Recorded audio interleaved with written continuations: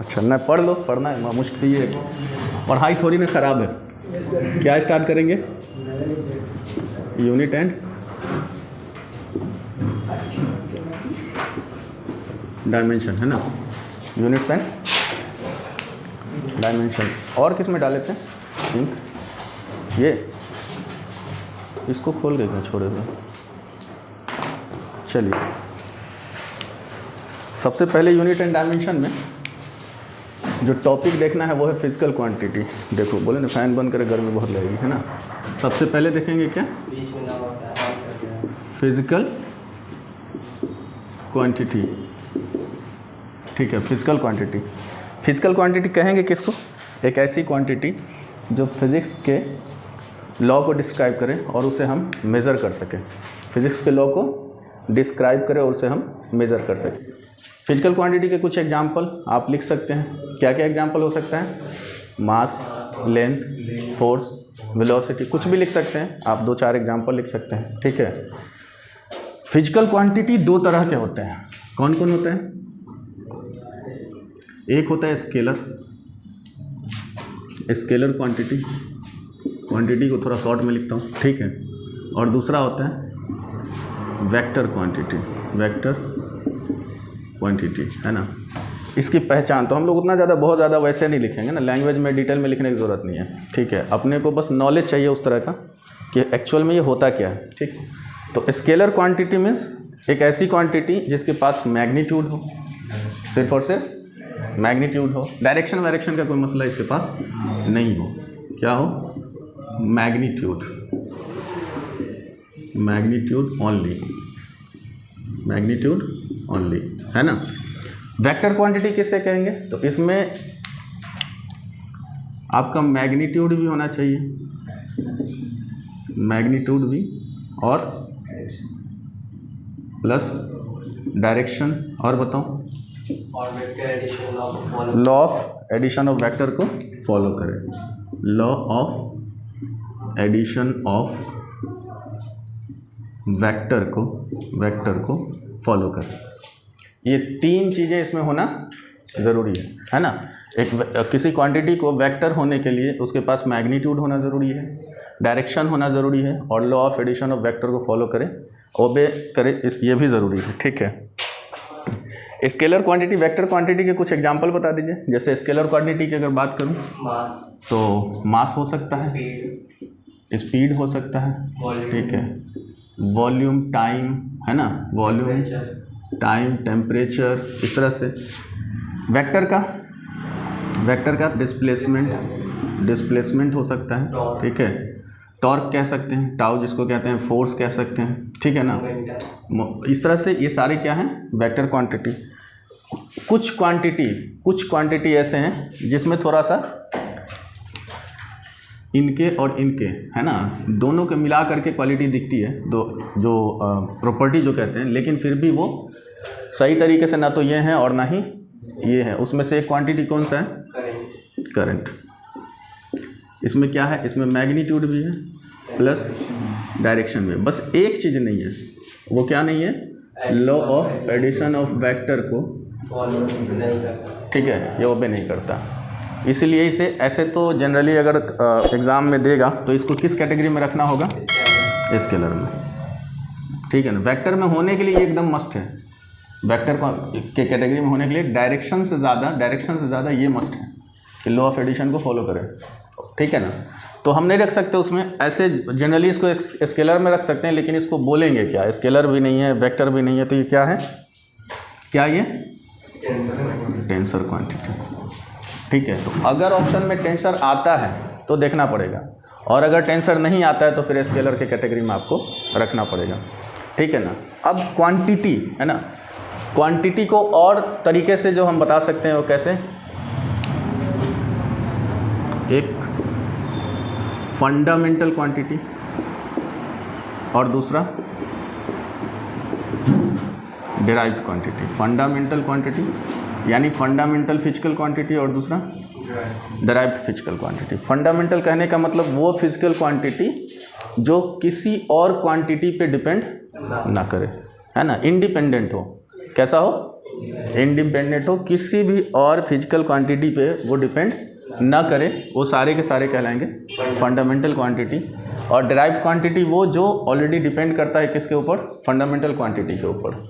Derived का मतलब भी होता है कि बनाना, है ना, दूसरे के हेल्प से डिराइव करना, है ना। तो फंडामेंटल क्वांटिटीज़ को यूज़ करके जो क्वांटिटी हम डिराइव कर पाते हैं उसी को बोलते हैं डिराइव्ड क्वांटिटी। ठीक है, फंडामेंटल क्वांटिटी कितने होते हैं, 7। कौन कौन होता है, चलो वो भी थोड़ा देख लें। ये हालांकि बहुत छोटी मोटी बात है, ये सब बच्चा वाला काम है, लेकिन फिर भी क्या क्या होता है, मास होता है, लेंथ होता है, और लेंथ होता है, और चलो शॉर्ट में लिख देता हूँ, टाइम नहीं पूरा ही लिख देता हूँ, टाइम होता है। उसके बाद टाइम के बाद टेम्परेचर भी कह सकते हैं, है ना, टेम्परेचर। उसके बाद amount of substance, amount of substance, ठीक है। उसके बाद ल्यूमिनस इंटेंसिटी, इलेक्ट्रिक करंट, है ना, ल्यूमिनस इंटेंसिटी और इलेक्ट्रिक करंट, ये 7 हैं हमारे फंडामेंटल। इसकी यूनिट्स की बात बाद में करेंगे, ये सब हैं क्या, अभी फ़िलहाल जो नाम लिखा हुआ इसको क्या बोलेंगे, fundamental physical quantity. Derive quantity के कुछ एग्जांपल बता दीजिए, डिराइव क्वांटिटी के कुछ एग्जांपल। रुको जरा इसको मिटाया जाए, है ना। डिराइव क्वांटिटी के कुछ एग्जांपल में जैसे कि वेलोसिटी, एक मिनट, ये तो पूरा एकदम ऐसे हो जा रहा है ना, चलो कोई बात नहीं है। डिराइव में पहले नंबर पे है वेलोसिटी। किन किन बातों पे, किन किन क्वांटिटी पे डिपेंड करता है ये, डिस्प्लेसमेंट पे और टाइम पे। ये दोनों क्या है, ये फंडामेंटल क्वांटिटी है ना। डिस्प्लेसमेंट भी फंडामेंटल क्वांटिटी और टाइम भी हमारा फंडामेंटल क्वांटिटी, उस पर वो डिपेंड कर रहा है, इसीलिए उसको क्या बोला गया, डिराइव्ड क्वांटिटी। ठीक है, एक आध और बताओ एग्जांपल। फोर्स, एक्सेलरेशन, है ना। फोर्स क्या होता है हमारा, फोर्स हो जाता है मास इनटू, अब ये तो हमारा फंडामेंटल क्वांटिटी है, लेकिन एक्सेलरेशन फंडामेंटल नहीं है। एक्सेलरेशन फर्दर फिर किस में टूटेगा, वेलोसिटी अपॉन टाइम में। फिर ये किस में टूटेगा, डिस्प्लेसमेंट अपॉन टाइम में। ये सब बातें भी ध्यान रखिएगा, ठीक है। तो फंडामेंटल क्वांटिटी यहाँ पे है, ठीक है ना, फंडामेंटल क्वांटिटी यहाँ पे, इससे फिर ड्राइव होते होते फोर्स तक पहुँचा गया, ठीक है। और भी कुछ एग्जांपल आप इसमें रख सकते हैं। 7 फंडामेंटल क्वांटिटी समझ में आ गया, ठीक है। अब फंडामेंटल क्वांटिटीज़ के यूनिट्स होंगे, है ना। इन 7 की यूनिट क्या क्या होता है, यहीं पे बात कर लेते हैं। उसके बाद आगे यूनिट कैसे क्या करेंगे, निकालेंगे कैसे, वो देखेंगे।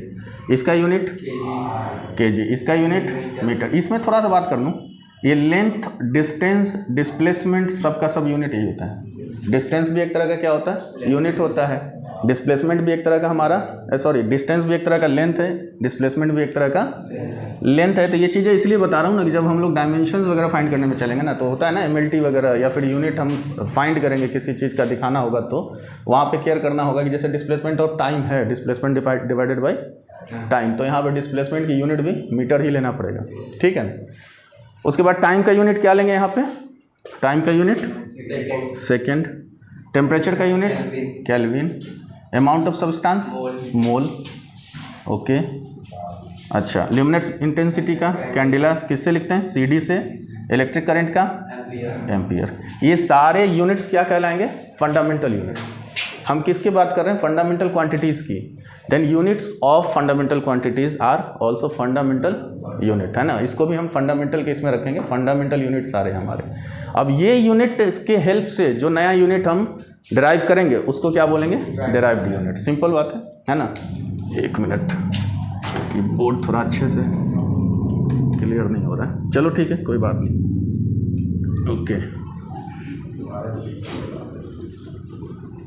ये सब उतना नोट करने की ज़रूरत तो है नहीं आपको, है ना। ये सब चीज़ें ऑलरेडी डिस्कस्ड है, लेकिन दोबारा हम लोग डिस्कस कर रहे हैं, ठीक है ना। अब SI सिस्टम ऑफ यूनिट, है ना, होता है वो, ठीक। अब सिस्टम ऑफ यूनिट में 3 तरह के बेसिकली जानना है। पहला है FPS।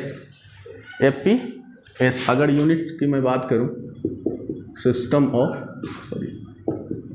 सिस्टम ऑफ यूनिट की, है ना, सिस्टम ऑफ यूनिट। ये कितने तरह का होता है? 3 तरह का। पहला FPS, दूसरा MK या CGS पहले कर देता हूँ, CGS, और तीसरा MKS, है ना। FPS मतलब, अब देखो FPS का मतलब हुआ F for foot, P for pound और S फॉर सेकंड, ठीक है ना। ये मास के लिए फुट यूज़ होता है, सॉरी लेंथ के लिए फुट यूज़ होता है, मास के लिए पाउंड और टाइम के लिए सेकंड। इसमें CGS में क्या होता है? सेंटीमीटर। ये क्या हो गया? सेंटीमीटर लिखते हैं ना, सेंटीमीटर हम लोग, ठीक है। और G क्या हो गया? ग्राम लिखते हो। S क्या हुआ? सेकंड। फिर से उसके बाद MKS में ये मीटर चलेगा, ये किलोग्राम और सेकंड। ये किसका हुआ? लेंथ का, ये मास का, ये टाइम का, ये लेंथ का, ये मास का, ये टाइम का। वो चालू कर दीजिए तो फैन, आवाज़ आएगा तो आने तो कोई दिक्कत नहीं है, ठीक है, क्योंकि ऐसे तो आदमी परेशान हो जाएगा ना, है ना।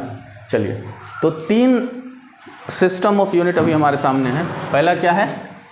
FPS, दूसरा क्या है? CGS, तीसरा क्या है? MKS। इसमें हम सब सिर्फ इतना देखते हैं कि लेंथ के लिए हमें FPS में फुट लेना होता है, इससे ये मास के लिए पाउंड लेना होता है, और टाइम के लिए सेकेंड। CGS में लेंथ के लिए सेंटीमीटर, मास के लिए ग्राम, टाइम के लिए क्या हो गया? हैं? दिक्कत है? अरे कोई बात नहीं, छोड़ दो, कोई दिक्कत नहीं, जहाँ दिक्कत आएगी उसको देख लेंगे। MKS में क्या? MKS में क्या होगा? मास के लिए, सॉरी लेंथ के लिए मीटर, मास के लिए kg और टाइम के लिए सेकंड, ठीक है। 2 और हमारे पास यूनिट होते हैं, है ना। ये सब अभी हम लोग बात कर रहे थे फंडामेंटल यूनिट, फिर उसके बाद हमने बात किया सिस्टम ऑफ यूनिट का। 2 और यूनिट होते हैं जिसको बोलते हैं हम लोग सप्लीमेंट्री यूनिट, और वो यूनिट कौन सा होता है? Radian and steradian. ये कहाँ मिलता है? पहला मिलता है प्लेन एंगल में, प्लेन एंगल। अभी यहाँ पे हम लोग यूनिट की बात कर रहे हैं, फिर उसके बाद देखेंगे भी कि प्लेन एंगल होता क्या है। उसके बाद इन दोनों के बीच में जो 2 अभी यहाँ पे लिख रहे हैं, दूसरा है क्या हमारा? Solid angle, solid. इन दोनों के बीच में रिलेशन भी होता है। तो ये सारी चीज़ें देखेंगे। फिलहाल हम यूनिट देख रहे हैं। प्लेन एंगल की यूनिट कितनी होती है? क्या होती है? रेडियन, रेडियन, है ना। और इसका क्या होता है? Steradian, steradian. थोड़ा सा अगर झलक की बात करूं, झलक की, है ना, तो एक सर्कल ऐसे बनाते हैं, ये 2D में हमारा होता है। प्लेन एंगल किस में होता है? 2D में। ये जो हम थीटा लेते हैं, थीटा का यूनिट हमारा है रेडियन, थीटा का यूनिट रेडियन है, ठीक है। और सॉलिड एंगल कैसा होता है? ऐसे अगर बात करो तो तुम आइसक्रीम खाते हो, ये वाला आइसक्रीम खाए हो? हैं? कौन सा आइसक्रीम है ये? हाँ, इसकी यूनिट हमारी होती है, इसको कैसे लिखते हैं? ओमेगा से, ठीक है। इसको ऐसे भी कह सकते हैं कि एक बहुत बड़ा स्फेयर से आप कुछ कट निकालते हैं ना, काट करके, है ना, तो उससे भी आप 3D बना सकते हैं ऐसे, उससे भी आप ऐसे 3D बना सकते हैं ऐसे, ठीक है। इस तरीके से, इस तरीके से एंगल क्रिएट हो जाएगा, होगा ना, ऐसे देखो, ऐसे, ठीक है। ये जो एंगल बना आपका, ये वाला, ध्यान दीजिएगा, ये एंगल बन रहा है ना। ये क्या हुआ? तरबूज खाओ ना, तरबूज, अरे तरबूज खाओ ना। तो तरबूज वाले को देखते होंगे कि वो क्या करता है, वो तरबूज में ऐसे वो चाकू अपना लगाता है और वो एक ऐसे निकाल के देता है, तो जो एक शेप नहीं बनता है, तो वही शेप है, लेकिन इसके बीच का जो अगर एंगल मेज़र करने की कोशिश करेंगे तो ये कौन सा एंगल होगा? सॉलिड एंगल, है ना। ये सॉलिड टाइप से है, और ये है हमारा, ये भी सॉलिड एंगल है, ये हमारा प्लेन एंगल है। तो ये दोनों का, ये जो आपका यूनिट हुआ रेडियन एंड स्टेरेडियन, इस कौन सा यूनिट बोलेंगे?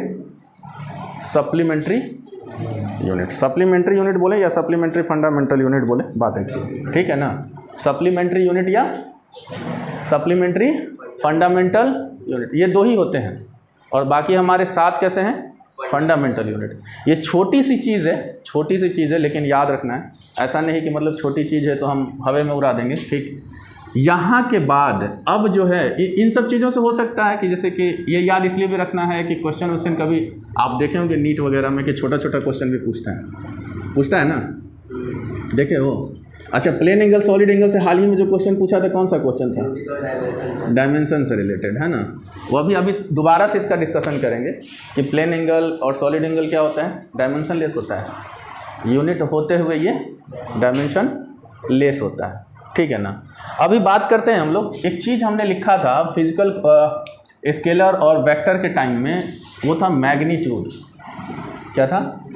मैग्नीट्यूड। दोबारा उसको लेके आते हैं, मैग्नीट्यूड, ठीक है ना। होता क्या है मैग्नीट्यूड एक्चुअल में? क्या होता है मैग्नीट्यूड? नंबर?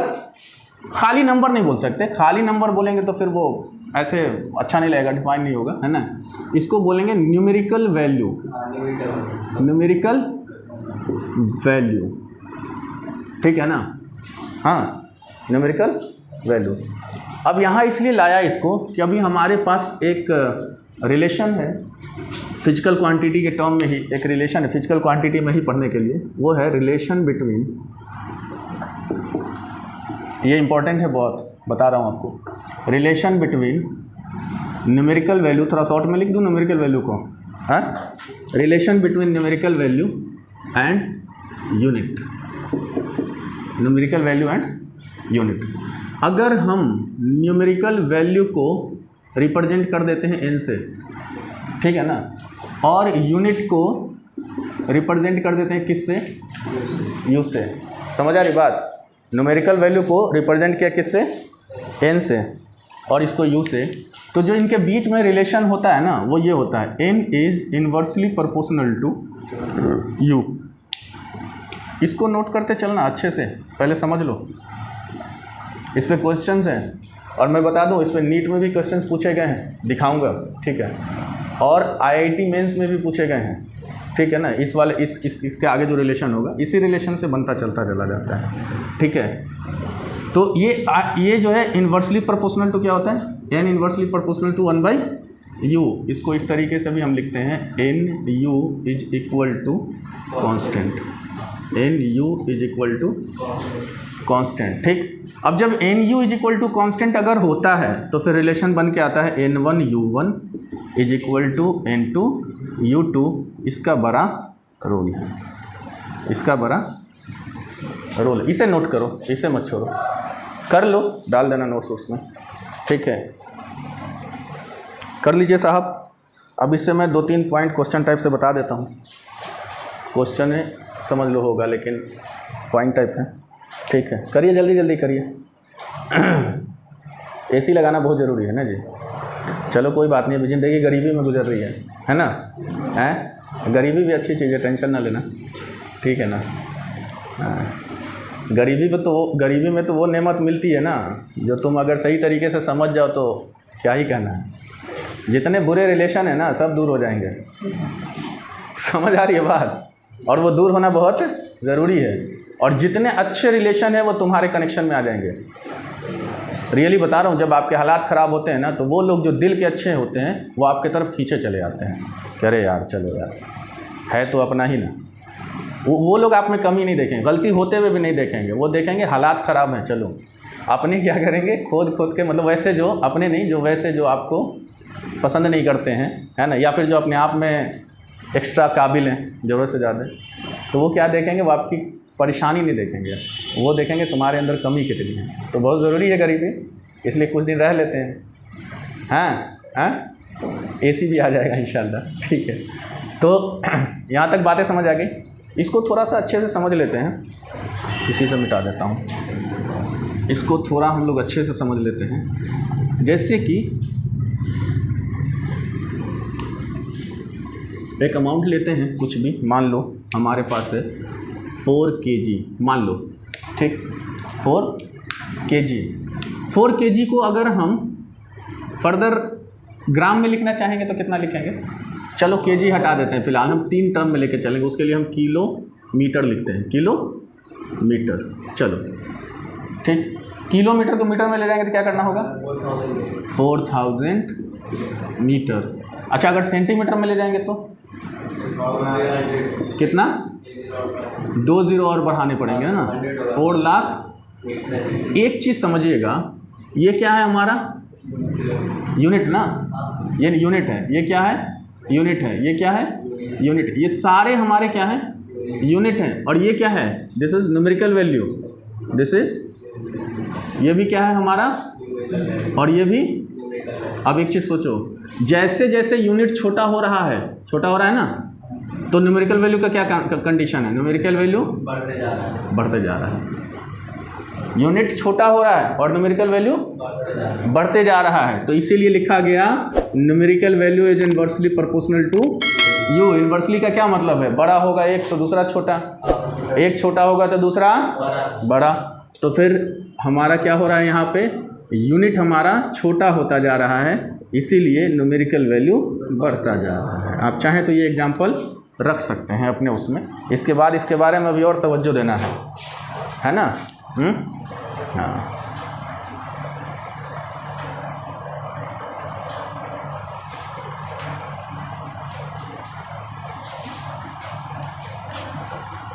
हालात है ना। दुनिया का सबसे अच्छा टीचर हालात है। हाँ, situation is the best teacher of the world. Situation is the best teacher of the world, समझे? और मैं तो खैर इसको बहुत करीब से अभी महसूस कर रहा हूँ, बीते दिनों से बहुत करीब से एकदम फील कर रहा हूँ, जो कहते हैं ना अंदर फील करना। बट एक्सपीरियंस अच्छा है, दुख तकलीफ अपनी जगह, एक्सपीरियंस बहुत बढ़िया है, ठीक है ना? अरे कुछ तो आने वाले वक्त में डिफ़ाइन करने के लिए रहे अपने पास, कुछ बताने के लिए रहे, कुछ समझाने के लिए रहे, ठीक है? अब इस पर थोड़ा सा और अगर एग्जांपल करें तो एक आध और एग्जांपल क्या ले सकते हो तुम, बताओ? कुछ भी लिख सकते हैं, जैसे कि टाइम। अरे टाइम का भी तो एग्जांपल बना सकते हैं ना। मान लीजिए हमने लिया 2 आवर्स, मान लो 2 आवर्स, ठीक है? 2 आवर्स को हम मिनट में करेंगे तो कितना होगा? हाँ, 120 मिनट। यूनिट घटता जा रहा है और न्यूमेरिकल वैल्यू बढ़ता जा रहा है। इसको फर्दर हम कर देंगे सेकंड में तो और भी ज़्यादा घट जाएगा। हाँ, 720 100 ना, ठीक है ना? 720 100, सॉरी 100, ये सेकंड हो जाएगा। 3600 होता है ना एक 1 आवर में, 1 आवर में 3600, तो 2 आवर्स में 7200 सेकेंड। तो हम फिर क्या देख रहे हैं कि यूनिट हमारा कैसा होता जा रहा है? छोटा होता जा रहा है ना, स्मॉल होता जा रहा है, स्मॉलर होता जा रहा है। और न्यूमेरिकल वैल्यू कैसा होता जा रहा है ना? न्यूमेरिकल वैल्यू ग्रेटर होता जा रहा है, ठीक है? तो आप चाहें तो ये भी उसमें रख सकते हैं, एग्जाम्पल में लिख सकते हो, रख सकते हो, नहीं तो कोई बात नहीं। अब इससे रिलेटेड एक थोड़ा सा हम ये समझ लें कि ग्राफिकली इसको रिप्रेजेंट कैसे करेंगे। किसको? एन और यू को। मिटा दूँ इसको? एन और यू को ग्राफिकली हम लोग कैसे रिप्रेजेंट करेंगे? तो देखिए, an graph between n and u, इधर एन रख देते हैं और इधर यू। हमने क्या देखा? हमने देखा कि अगर हम यू को बढ़ाते हैं या अगर एन को हम बढ़ाते हैं तो यू घटता है, यू को बढ़ाते हैं तो एन घटता है। तो यहाँ पे एन होगा तो यू तो एकदम यहाँ होगा, और अगर यू यहाँ होगा तो एन यहाँ होगा। यू बढ़ रहा है तो एन ऊपर नहीं जा रहा है, ठीक है? और एन ऊपर गया तो यू कहाँ? ज़्यादा बढ़ नहीं सकता है ना। तो फिर ग्राफ हमारा कुछ ऐसा होगा। ग्राफ कुछ क्लियर है ना? लेकिन ये तो होगी ग्राफ हमारी एन और यू के बीच में, ठीक है? बट एक और बात कर रहा हूँ, देखो, अगर मान लो तुमको ऐसे ग्राफ दे दें, बोला भाई ऐसा है, यहाँ तो यू है और यहाँ एन यू है, ग्राफ क्या हो जाएगा?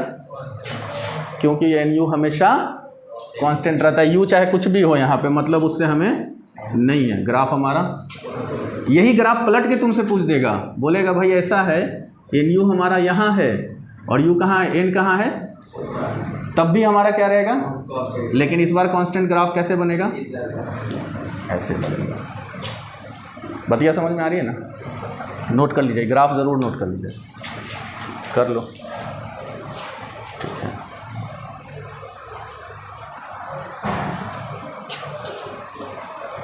अल्लाह मालिक या तो गर्मी से बचा ले या ऊपर उठा लेना। खैर अस्तगफिरुल्लाह, ऊपर उठाने की दुआ नहीं करनी चाहिए, गलत बात है सब, है ना? है जी, ज़िंदगी बहुत बड़ी नेमत है माशाल्लाह, ठीक है ना? हाँ, तो कृपया ऊपर उठने की दुआ ना करें, अच्छी बात नहीं है ये। गर्मी से बचने की दुआ करें, ठीक है? आसमान में एसी लग सकता है? कुछ ऐसा टेक्नोलॉजी बनाओ फिर, हैं? न्यूटन के बाद कोई दूसरा वैसा साइंटिस्ट हो, हैं, जो आसमान में एसी लगा सके। न्यूटन की सबसे कमाल बात जो तुम्हें लगता हो, सारी काम उसकी तो कमाल ही है, ठीक है। लेकिन कहा जाता है कैलकुलस का लिखना, मिटाओ उसको, कैलकुलस का लिखना। ऐसे तो देखो कोई काम उसका ऐसा नहीं है कि आप उसे कह सकें कि ये कोई छोटा मोटा काम है। न्यूटन मतलब न्यूटन, है ना, न्यूटन का दूसरा कोई तोड़ अभी तक दुनिया में आया नहीं। लेकिन कैलकुलस उसने कम उम्र में लिख दिया था, और एक ऐसा टॉपिक जिसे दुनिया शायद सोच भी ना सकती थी कभी, तो इसीलिए कमाल की बात है। वैसे तो सारी चीज़ें कमाल ही है। खैर बहरहाल अब हम करेंगे क्या, यूनिट ऑफ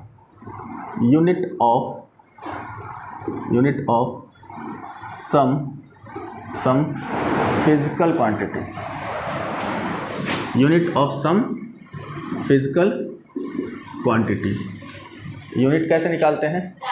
यूनिट कैसे निकालते हैं? वंस लंबेड में यूनिट कैसे निकालते हैं? कैसे फाइंड करते हैं, कैसे दिखाते हैं किसी क्वांटिटी का? हमने पढ़ा कि किसी भी क्वांटिटी का जो डेराइव्ड यूनिट होता है वो डिपेंड करता है किस पे? फंडामेंटल यूनिट, है ना। तो हम पहले फार्मूला चेक करेंगे, जिस क्वांटिटी का हमसे पूछा जाएगा उसका फार्मूला लिखेंगे, और वो फार्मूला में जो फंडामेंटल क्वांटिटीज आते रहेंगे वो सबको हम सेट कर देंगे। जैसे फॉर एग्जांपल एकदम बहुत बच्चा वाला काम कर रहे हैं, area is equal to generally l b. ऐसे एरिया तरह तरह का होता है, लेकिन यूनिट इसका अलग अलग नहीं होता है, पता है ना।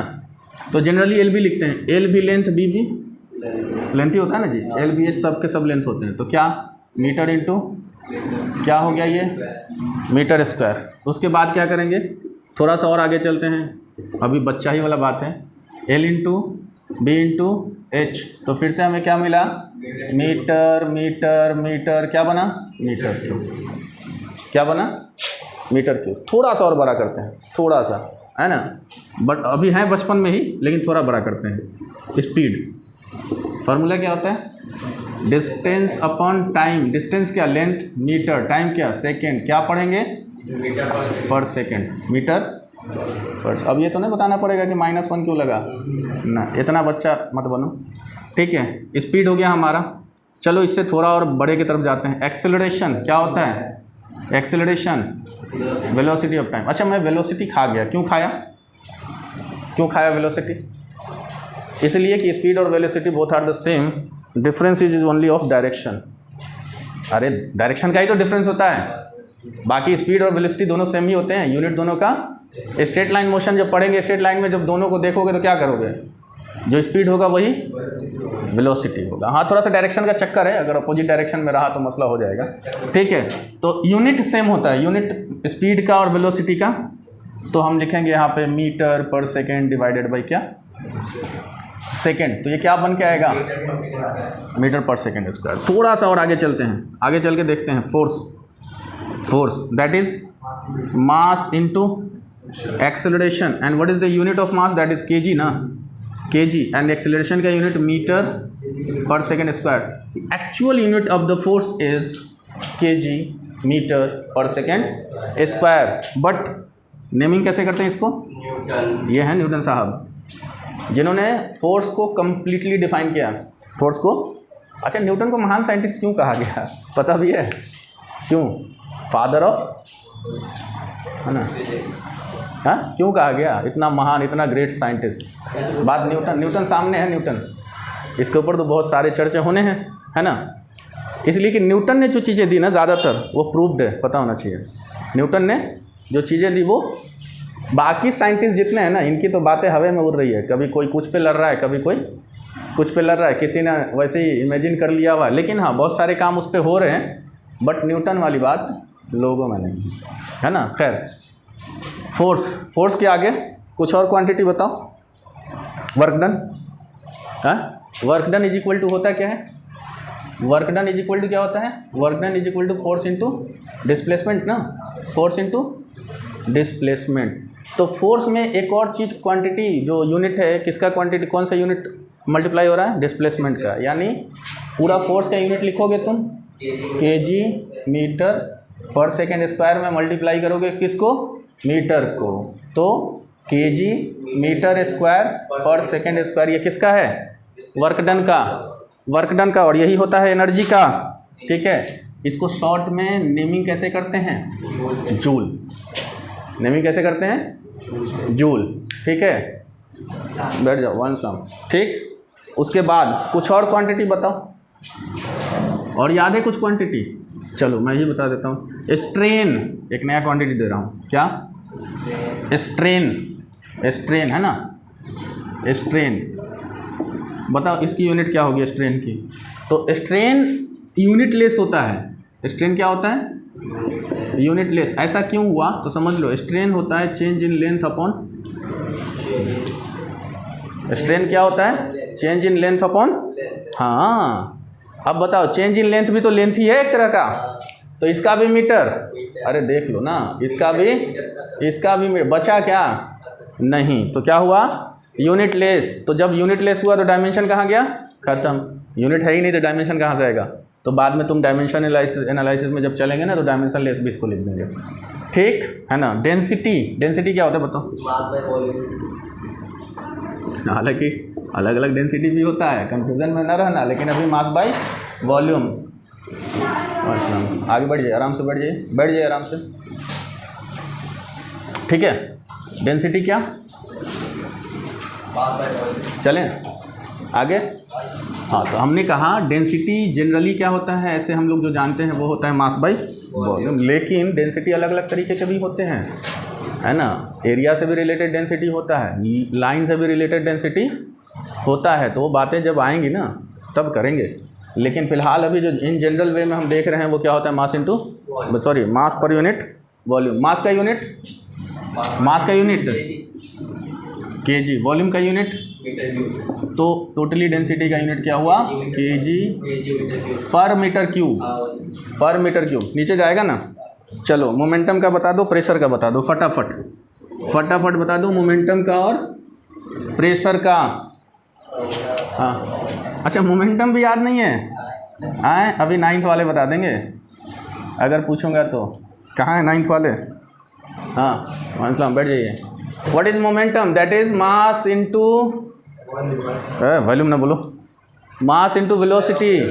अरे जो चोट वाला एग्जांपल दिया था, ट्रक और साइकिल का मोमेंटम, हाँ हाँ, तो मास इनटू, नज़र नहीं आ रहा होगा लो, मास इनटू वेलोसिटी, मास का यूनिट और इसका metre per second. Total unit of the momentum is kg metre per second. एक और चीज़ मैंने बोला था, that is what, that is pressure.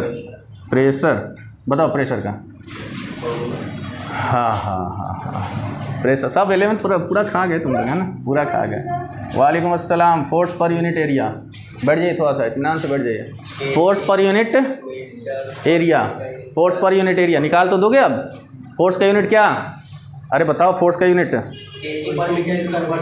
बहुत अच्छा, kg metre per second square, per second square and divided by metre square. Finally क्या बोले यूनिट, हाँ ऐसा ही, मजाक हो रहा है, नीचे बचा नहीं है एक, हाँ कहाँ उड़ रहे हो, पर मीटर।